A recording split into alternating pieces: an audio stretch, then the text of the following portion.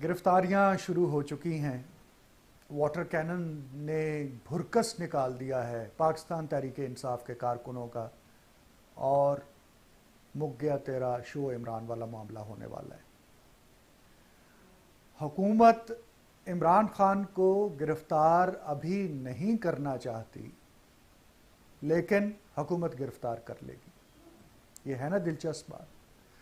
हो ये रहा है कि एक तरफ इमरान खान के जो हवारी हैं और इमरान खान के जो एडवाइज़र्स हैं, इमरान खान के पीछे काम करने वाली तमाम फोर्सेस चाहती हैं कि इमरान खान बहैसियत एक सियासतदान के हेड ऑन कोलिजन हो हुकूमत के साथ, और उसमें से जो पहले उन्होंने एक अपना पॉपुलैरिटी गेन की है रजीम चेंज का नारा लगा के, अमेरिका के ख़िलाफ़ नारा लगा के, अमेरिका को मुर्दाबाद कह के हम कोई ग़ुलाम हैं या हम ग़ुलाम नहीं हैं जैसी बात करके, और फिर उसके फॉलो अप में इस्टेब्लिशमेंट के साथ जो टक्कर ली, और उसमें भी जनरल कमर जावेद बाजवा जब अभी वो आर्मी चीफ थे सर्विंग, तभी से उनके साथ क्रिटिसिज्म शुरू किया और अब तो इंतहा की हुई है। और तो गोया के इमरान खान ने नवाज शरीफ की जगह ले ली इस एतबार से कि वो इमरान खान ने ना सिर्फ इस्टेब्लिशमेंट को, आर्मी चीफ को चैलेंज किया, बल्कि उन्होंने तो अमेरिका को भी इसी के साथ चैलेंज किया। तो ये जो लीथल कॉम्बिनेशन हो गया अमेरिका और हमारी इस्टेब्लिशमेंट, आपको याद है ना वो किताब थी अल्लाह वेटिंग फॉर अल्लाह, और फिर उसके बाद America establishment, Allah America and establishment. तो इस किस्म की चीज़ें जो हैं माजी में सामने आती रही हैं, क्योंकि पाकिस्तान के अंदर जो सियासतदानों को बनाने का अमल है, सियासतदानों को ख़त्म करने का अमल है।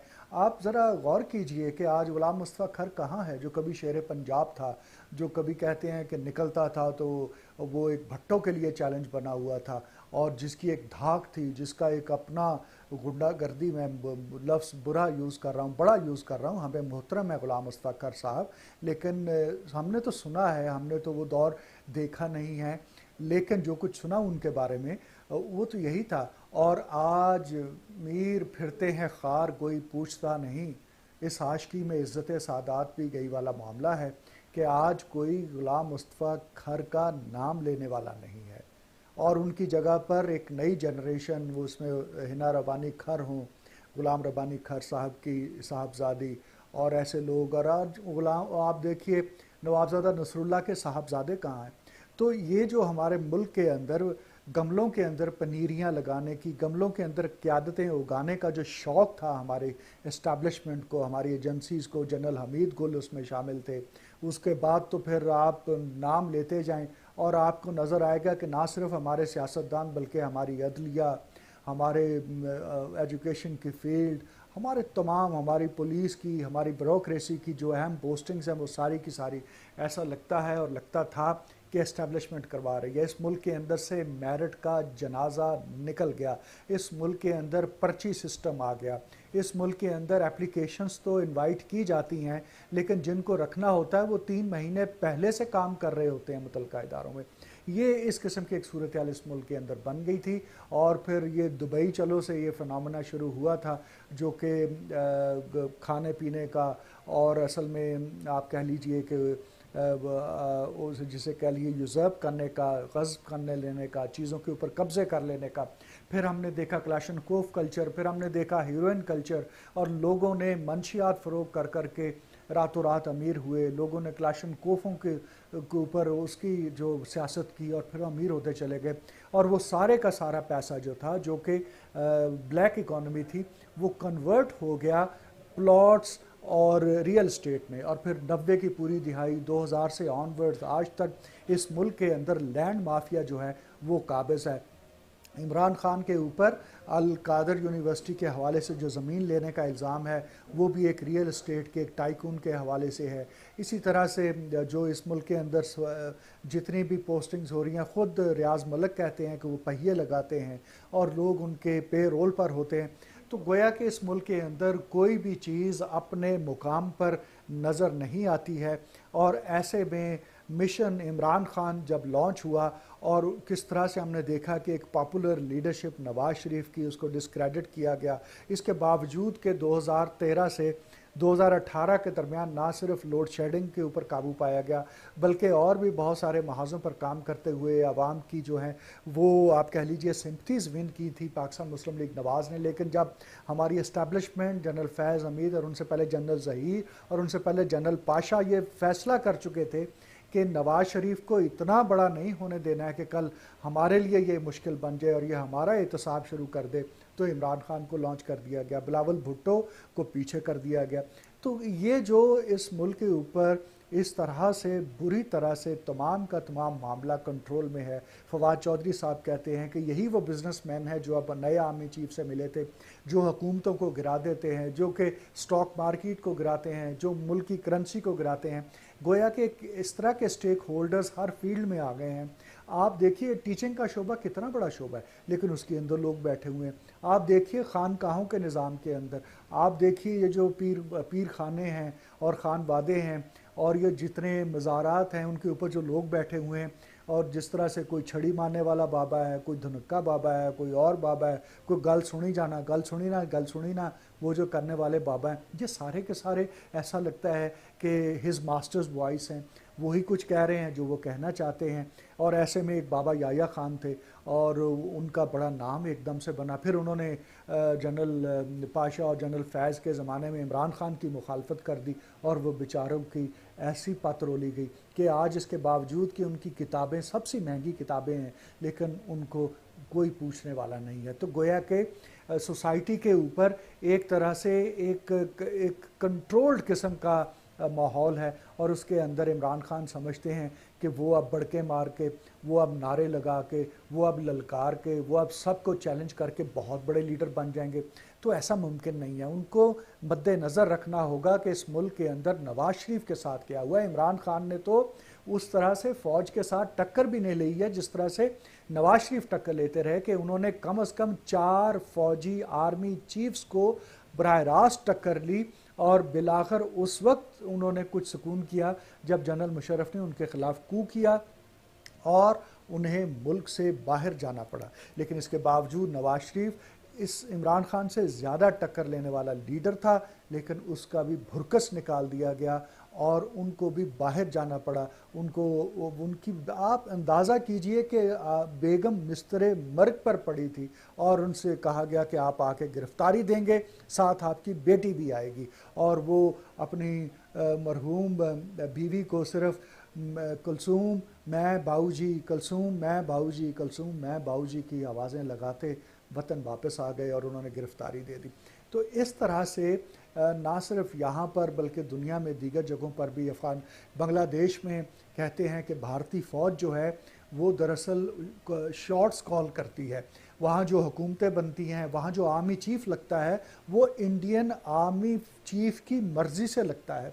वहाँ जो हुकूमत बनती है इंडियन आर्मी चीफ़ की मर्ज़ी से या इस्टेब्लिशमेंट की मर्ज़ी से बनती है। तो इस तरह से एक हेजमोनिक रोल अडॉप्ट किया हुआ है और उसके अंदर इमरान खान, उनके बारे में तो गालिबन मोहसिन नकवी ने वो जो कहा था कि कब तक तू ऊंची आवाज़ से बोलेगा, तेरी खातिर कौन दरीचा खोलेगा, अपने आंसू अपनी आँख में रहने दे, रेत पे कब तक हीरे मोती रोलेगा। तो ये जो इमरान खान साहब दरअसल पहले उनकी गोद में बैठकर पले, फिर बज़ाहिर सामने बैठकर पीछे से उनको हुकूमत करने दी, और आज जब वो निकाल बाहर किए गए हैं तो वो शहीद बन के सामने आना चाहते हैं। तो इस सारे सिनारियों में इमरान खान की गिरफ्तारी लिखी हुई है। आप ये बात अटल है कि इमरान खान ने गिरफ़्तार होना है। उससे बड़ी हकीकत ये है कि इमरान खान ने नाअहल होना है, क्योंकि नवाज शरीफ किसी भी सूरत कंप्रोमाइज़ करने को तैयार नहीं है। वो इससे भी आगे जाएंगे।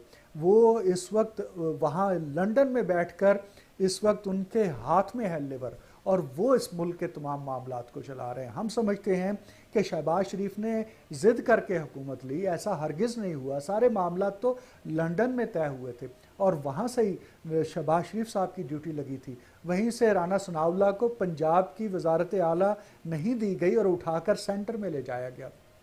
यूँ वजारत दाखिला में एक ऐसा धांसू किस्म का आदमी चाहिए था जो कि इमरान खान को नकेल डाल सके, और राना सनाउल्लाह ने अब तक इस बात को साबित कर दिया है कि वो जब चाहें इमरान खान को गिरफ़्तार कर सकते हैं, जब चाहें किसी भी इदारे को ललकार सकते हैं, और वो सही मानों में राना जो है ना गब्बर सिंह बना हुआ है, मूँछों वाला गब्बर सिंह बना हुआ है, और उसका एक जो शशका है और उसका जो एक टेरर है वो इस वक्त पीटीआई के सफ़ों में बुरी तरह से फैला हुआ है।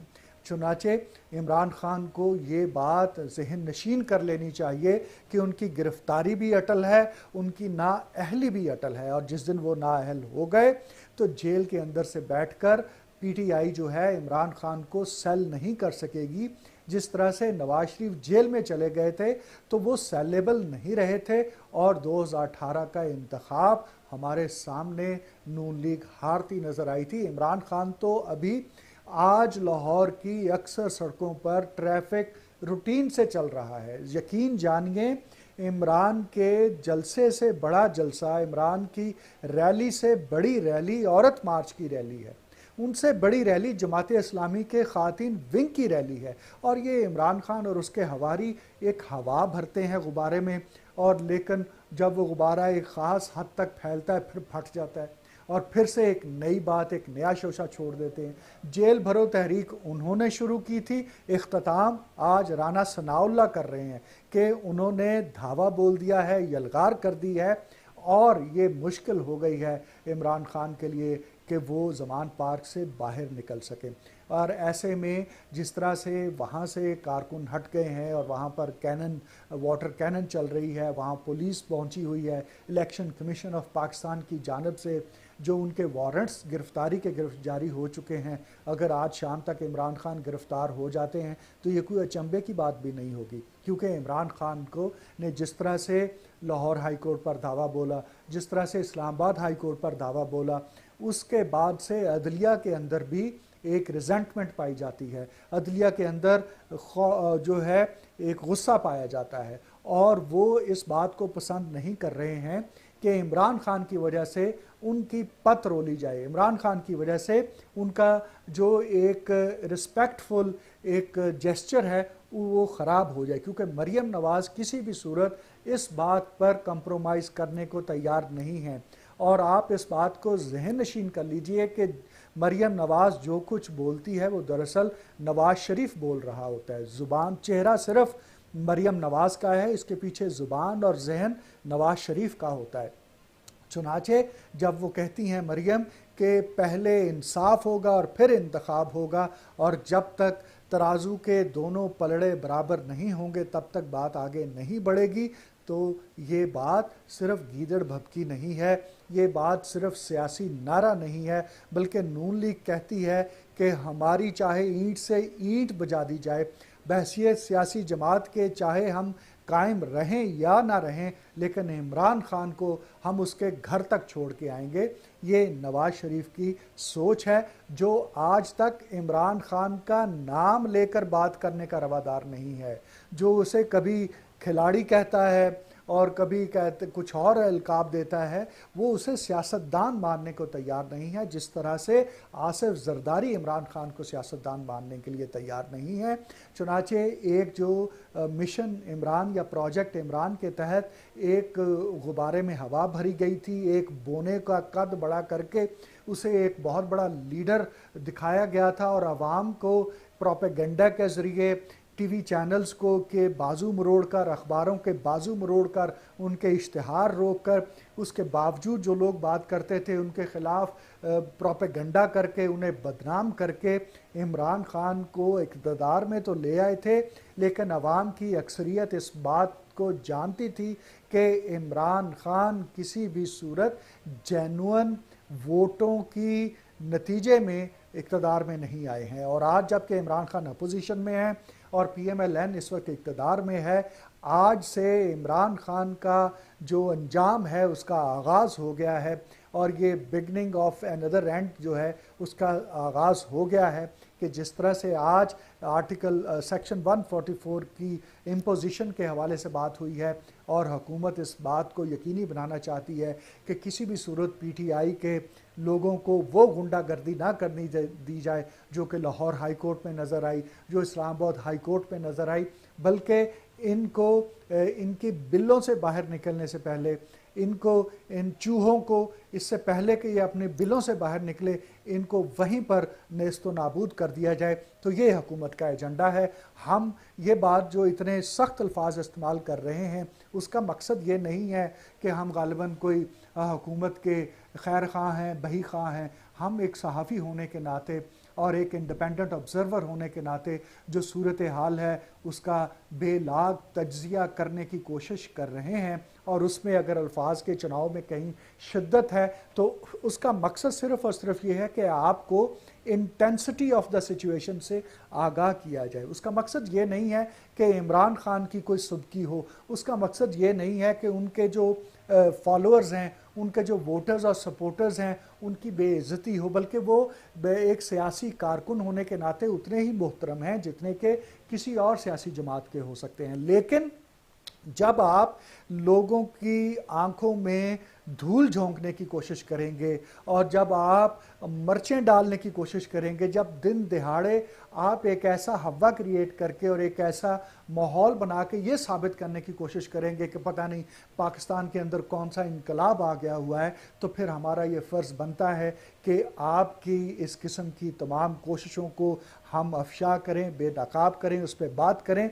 इस बात का कभी इम्कान है कि हम गलत हो सकते हैं। हमें कोई अपने बारे में ऐसा अरस्तो होने का, अपने बारे में ये जोम कि हम बिल्कुल ठीक हैं, हम अक्ले कुल हैं, ऐसा बिल्कुल नहीं। हम जो कह रहे हैं हो सकता है वो गलत भी हो, लेकिन हमारा दावा ये है कि अगर PMLN भी ऐसे काम करेगी तो हम उसके ख़िलाफ़ भी ऐसा ही बेलाग तज्जिया पेश करेंगे।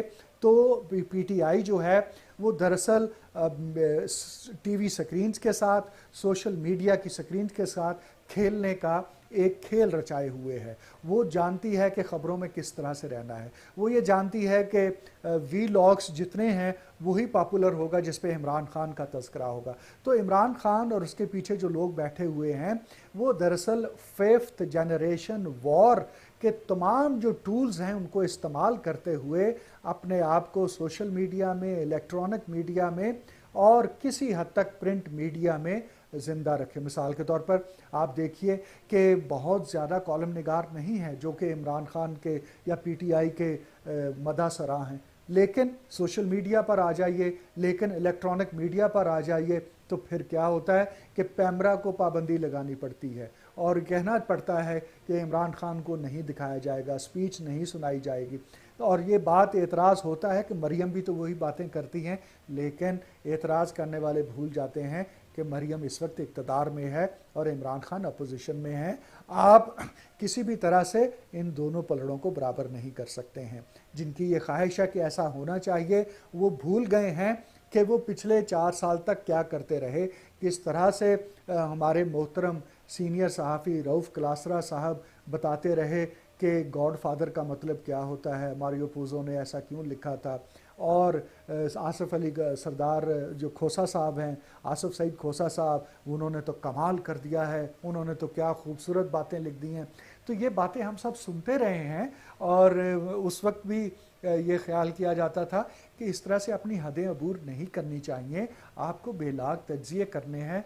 आप सिर्फ इसलिए कि किसी TV चैनल का प्रोग्राम मिल जाए आप अपने आप को, अपने प्रोफेशन को बेच देते हैं, आप अपनी सोच को, अपने कलम को, आप अपने तज्जिए को बेच देते हैं। तो ये पिछले 3-3.5 वर्षों में हमने तसलसल के साथ देखा है और यही वजह है कि आज सोसाइटी का, आज अवाम का, आज लोगों का इस बात पर एतमाद और एतबार नहीं रहा है कि एक सहाफ़ी सच बोलता है, उसका इस बात पर यकीन नहीं रहा है कि एक लिखारी सच लिखता है, बल्कि वो ये समझता है कि दरअसल ये सारा कुछ एक प्रोपेगेंडा टूल के तौर पर ये लोग इस्तेमाल होते हैं, पीछे हाथ कोई और होता है। सिर्फ इमरान खान नहीं, हर फील्ड में उन्होंने इमरान खान पैदा किए हुए हैं। और इसी वजह से ये बदकिस्मती की बात ये है कि उठेगा एतबारे कुए जाना हम न कहते थे वाला मामला हो गया है। और आज सहाफ़ी भी जलील है, आज वकील भी जलील है, उस्ताद भी जलील है, और कितनी बदकिस्मती की बात है कि जज और जर्नैल भी जलील हो रहे हैं। उसकी वजह यह है कि हमने अपने करैक्टर को छोड़ दिया, अपने किरदार को छोड़ दिया है, और हम ये समझा। और किरदार के हवाले से वो क्या थी, ये आफ्ताब इकबाल के फादर, उनके मोहतरम वालिद ज़फ़र इकबाल साहब का शेर है। आफ्ताब इकबाल साहब भी अपनी अदाओं पे गौर करें, लेकिन हम शेर सुनाते हैं ज़फ़र इकबाल का आपको कि दोस्तों किरदार की करना हिफाजत रात दिन, फूल में खुशबू ना हो तो सूंघता कोई नहीं। तो वो जो भी हो तुम पे मोतरस, उससे कहो ये बरमला, आप बड़े शरीफ हैं आपने क्या नहीं किया। तो ये जॉन एलिया साहब हैं। और फिर वो क्या है कि वो ये भी ज़फ़र साहब का शेर है कि झूठ बोला है तो उस पर कायम भी रहो ज़फ़र, आदमी को साहिब किरदार होना चाहिए। तो भाई आपने तो जो झूठ बोले हुए थे आज उस पर कायम भी नहीं है। आज आप अपना किबला बदलना चाहते हैं, आज आप मरियम के कैंप में जाना चाहते हैं, आज आप नून लीग के कैंप में जाना, क्योंकि आपको नज़र आ रहा है कि आगे ये आ जाएंगे। आप बिलावल भुट्टो के कैंप में जाना चाहते हैं, अब वो वहाँ पर आपके लिए दरवाजे बंद हैं, क्योंकि वहाँ कोई और लोग बैठे हुए हैं, कई औरों ने छुरियाँ चाकू तेज़ किए हुए हैं, वो आपको अब आने नहीं देंगे। तो ये जो एक सूरत हाल सोसाइटी के अंदर एक अबतरी की, एक बेरार रवि की, और बिकाऊ माल के तौर पर फॉर सेल के माथे के ऊपर बड़े बड़े टैग लगाकर ये बड़े बड़े दानश्वर बैठे हुए हैं, तो अपनी कीमत लगवाते हैं और फिर किसी भोंपू बन जाते हैं किसी और के। तो उससे सोसाइटी आगे नहीं बढ़ेगी, उससे मुल्क आगे नहीं बढ़ेगा, उससे आइन मुस्तहकम नहीं होगा, उससे अदलिया का एहतराम नहीं होगा, उससे जर्नैलों की जो जुर्रत रिंदाना है, गलत लफ्ज़ है, जो उनकी जुर्रत है वो जो है वो किसी भी तौर पर इस्टेब्लिश नहीं हो पाएगी।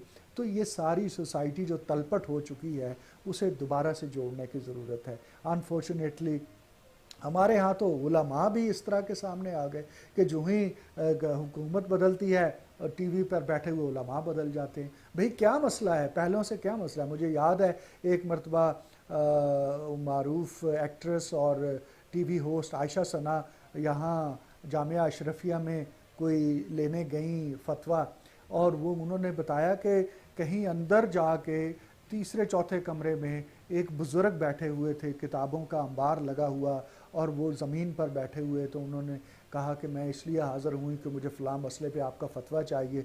तो उन्होंने अपनी जो तहकीक के बाद उनको बताया कि इसका हल ये और फ़तवा ये हो सकता है, और तहरीर उनके हवाले की। तो इस पर आयशा सना ने कहा कि मैं आजकल PTV पे एक प्रोग्राम करती हूँ, तो आप क्यों नहीं उसमें आते हैं। तो उनका जवाब बड़ा शानदार था। उन्होंने कहा कि बेटी टीवी पे आने वाले मौलवी और हैं, हम वो नहीं हैं। तो इस तरह के लोग कहाँ हैं जो जेन्युइन लोग हैं, उन्हीं से इस मुआशरा आगे बढ़ेगा, उन्हीं से सियासत आगे बढ़ेगी। ये जो इस किस्म के बोने हैं, हमारे बड़े मोहतरम हैं फवाद चौधरी साहब, हमारा इनके अच्छे ताल्लुकात हैं इनके बड़ों से भी, लेकिन अफसोस ये है कि ख़ुद फवाद चौधरी साहब जो कुछ करते रहे। अब तो हमें खुशी होती है कि इमरान खान इक़्तिदार से बाहर हुआ है तो उसके साथ तो खड़े हैं। ये नहीं हुआ कि इन्होंने किबला बदल के किसी और हुक्मरान की तरफ चले गए हैं। ऐसे बहुत सारे लोग हैं, ऐसे बहुत सारे नाम हैं। इस सोसाइटी को जेन्युइनपन की ज़रूरत है। मैंने एक दफ़ा एतजाज़ अहसन के भाई प्रोफेसर एजाजुल अहसन से गुजारिश की, उनसे सवाल किया कि प्रोफेसर साहब, हमने 70-72 बरसों की उम्र में एटम बम बना दिया, हमने डॉक्टर कदीर पैदा कर दिया, हमने नुसरत फ़तेह अली ख़ान पैदा कर दिया, हमने इमरान ख़ान पैदा कर दिया। कौमों की ज़िंदगी में 70-75 वर्ष तो कुछ भी नहीं होते, तो ये कैसे मुमकिन हुआ। तो उन्होंने कहा तुम बेवकूफ़ हो, अरे ये तो 5000 साल पुरानी दरियाए सिंध के किनारे पर आबाद तहजीब का हासिल है। ये वो ब्रेन है जो 5000 वर्षों में डेवलप हुआ है। तो वो ब्रेन्स कहाँ चले गए हैं, वो अजहान कहाँ चले गए। क्या इमरान खान जैसे लोग ही हमारी क़यादत करेंगे। हमें इस पर एतराज़ नहीं है कि इमरान खान नहीं कर सकता, सवाल ये है कि वो he is not trend for it, उसको अवाम के मसाइल का पता नहीं है। वगरना वो ये कैसे कह सकता है कि मैं आलू प्याज की कीमतें तय करने तो नहीं आया। वो ये कैसे कह सकता है कि उसको तो लिख के दिया जाता है और वो पढ़ लेता है। तो क्या इस किस्म के लोग हमारे और आपके मसाइल हल करेंगे। क्या आप नहीं चाहते हैं कि जेन्युइन लीडरशिप आए। क्या आप नहीं चाहते हैं कि मेरे और आपके मसाइल जानने वाला सामने आए। हम और आप जो कि आज अब बगैर तनख्वाहों के काम कर रहे हैं, तनख्वाहें मिल रही हैं तो गुजारे नहीं होते हैं, जो मिलनी है वक्त पे मिल नहीं रही होती। एक ऐसी सोसाइटी जिसको अल्लाह ताला ने ज़रात से नवाजा है, जो गंदम पैदा करती है, जो 4 फसलें पैदा कर लेती है, जो रवांडा और युगंडा नहीं है, जो नाइजीरिया नहीं है, कि वहाँ पर लोग भूख की वजह से बिलक कर मर जाते हैं। वहाँ गिद्दें बैठी होती हैं कि ये बच्चा कब मरेगा और मैं फिर इसको खाऊंगी। और वो तस्वीर जब बनती है तो आलमी ज़मीर को झंझोड़ उठती है कि देखें ये भी मैं भूख है। इस तरह की भी आलम है। पाकिस्तान के अंदर तो ऐसा आलम नहीं है। पाकिस्तान के अंदर तो अभी गंदम की फसल सिंध से आना शुरू हो गई है, हो जानी है, और फिर आगे साउथ और फिर सेंट्रल पंजाब। और माशाल्लाह यहाँ पर दाने नहीं संभाले जाने हैं लोगों से, और जब दाने आने हैं फिर हमने लड़ना शुरू हो जाना है, फिर हमने कोर्ट कचहरी देखना शुरू हो जानी है, फिर हमने कत्लो गारत शुरू कर देनी है। ये तो वो कौम है। और लेकिन उसका वजह यह है कि इस कौम को ये सिखाया कि जनाब डंडे से काम चलेगा, जो डंडे वाला है वो आपको चलाएगा। और अब आलम यह है कि जब किसी मजहबी जमात का कोई जुलूस निकलता है तो उनके हाथों में डंडे होते हैं और पुलिस वाले कोनों खुदरों में छुपे होते हैं। ये वक्त आ गया है। तो कहीं ऐसा ना हो कि बंदूकों वाले भी आएँ तो आगे से बंदूकें और पिस्तौल निकले हुए हों और बंदूकों वाले कहीं छुपे हुए हों। हमें इन सब बातों पर गौर करना चाहिए। इमरान खान हो, नवाज शरीफ नहीं 4 साल 5 साल आए तो क्या पाकिस्तान खुदा न खास्ता डूब गया? पाकिस्तान क्या खुदा न खास्ता ख़त्म हो गया? नहीं, पाकिस्तान कायम है, मौजूद है, कोई भी नागुज़ीर नहीं है। सिर्फ ज़रूरत इस अमल की है, असूल की बात हो, ज़रूरत इस अमल की है कि कोई प्रिंसिपल होना चाहिए जिसके ऊपर खड़े हो सकें। आपने पूरे मुल्क की बादशाहत आपको मिल गई और आप तोशा खाना के तहफ़ बेच रहे हैं। है कोई अकल की बात? है कोई समझ आने वाली बात? आप बातें करते हैं कि यूरोप की जमहूरियत को समझते हैं, साइकिलों की मिसालें देते हैं और ख़ुद बनी गाला से ब्लू एरिया तक हेलीकॉप्टरों पे घूमते हैं। क्या ये नवाज शरीफ के लिए जो मशहूर बात है कि पाए और खदें लाहौर से बजरिया जहाज़ जाया करती थी इस्लामाबाद, उससे छोटी बात है ये? क्या हमने तो, आपने तो नहीं देखा कि वो कहाँ देगचे और कहाँ देगें पड़ी होती थी जो यहाँ से जाती थी, लेकिन कहने वाले कहते हैं और हम मान लेते हैं। लेकिन आपका तो सफ़र मुबारक बनी गाला से ब्लू एरिया तक का, वाने वज़ीर आज़म तक का लोग हर रोज़ देखते थे। और आपके ये जो भोंपू थे मोहतरम फवाद चौधरी साहब कहा करते थे कि 55 रुपये लीटर पड़ता है। कुछ खुदा का खौफ करें। और ये जो आप तमाशे इस वक्त मुल्क के अंदर लगा रहे हैं, ये जो आप कभी जेल भरो और कभी जेब भरो की तहरीकें शुरू कर देते हैं, इनसे हमारी जान छुड़वाएं, हमें आगे बढ़ने दें। मुल्क बहुत ज़्यादा पहले ही सफ़र कर गया है। आपने तो कोई काम नहीं किया, कोई तिनका नहीं तोड़ के देखा सारी उम्र, एक दिन नौकरी नहीं की है। जिनकी नौकरियां हैं उनके तो पीछे ना पड़े, उनकी तो तनख्वाहें पूरी आने दें, उनको तो वक्त पर तनख्वाहें मिलने दें। आपकी सियासत आपको मुबारक, इसको अखबारी बयानात तक रख लें। इसको जो अपने भाषण देते हैं आप बैठकर सोशल मीडिया पे, उस हद तक महदूद कर लें। ये जो अब आपने चोर चोर कहना बंद कर दिया है इमरान नवाज शरीफ को, क्यों बंद कर दिया है? ये जो अब रियासत मदीना का तज़किरा बंद कर दिया है, क्यों बंद कर दिया है? अब आप आपके हाथ में तस्बीह क्यों नहीं होती? अब आप इस्लामी टच क्यों नहीं देते हैं अपनी तकरीरों में? क्या पाकिस्तानी लोग इतने बेवकूफ़, इतने कुंद ज़हन है कि इन बातों को देखते हैं, उस पर गौर नहीं करते? तो आप